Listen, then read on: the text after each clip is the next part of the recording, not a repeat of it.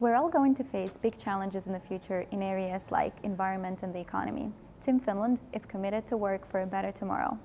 Finland invests 3.8% of its GNP, which is approximately 7 billion euros annually, into research and development. Tekes, for example, Finnish funding agency for technology and innovation, funds R&D projects for companies and research organizations investing into small and medium-sized growing companies. Half of the funding is given through Tekes programs that currently concentrate on 6 key areas: smart living, natural resources, well-being, business innovation, intangible value creation, and digitalization.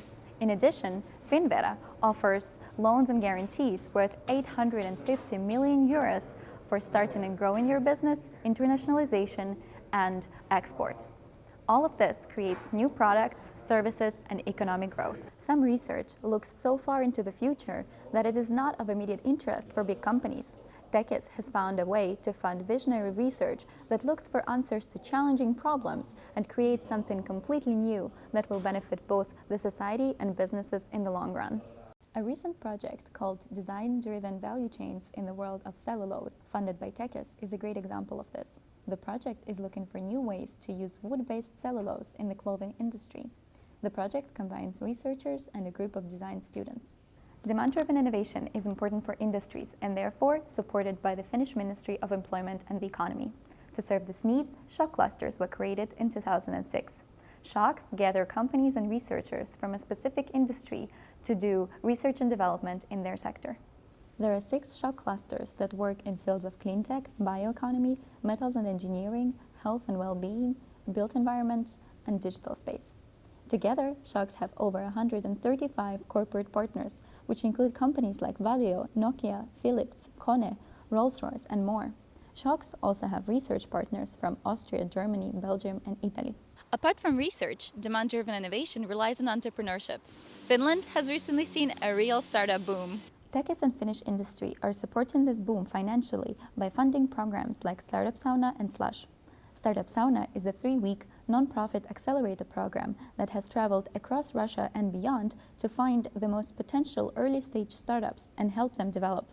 Slush is the biggest technology startup conference in Northern Europe, which attracts thousands of people, hundreds of companies, and important partners like the Skolkovo Foundation. One of the big questions facing demand-driven innovation is how to create a commercial hit from cooperation between industries, researchers, and countries. A great example here is Benecue, a Finnish nanotechnology company that received an investment from Rusnano. The funding helps commercialize their cutting-edge nanotechnology and enable its market expansion.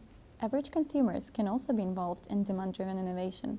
Avainklubi is a Finnish platform for consumer engagement and crowdsourcing. Through its online service, anyone can take part in product development. The service is supported by some of the biggest Finnish consumer brands like Lumine, Tikkurila, and Fazer. Not everything about a product is tangible.